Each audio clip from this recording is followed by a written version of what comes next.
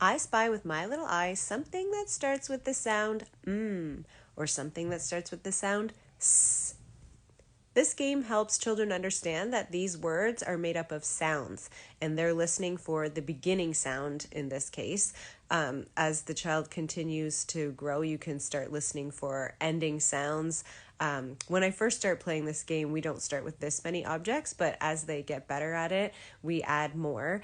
These are just the objects from the first sound box that we're working on. So S, M, T, A, and C.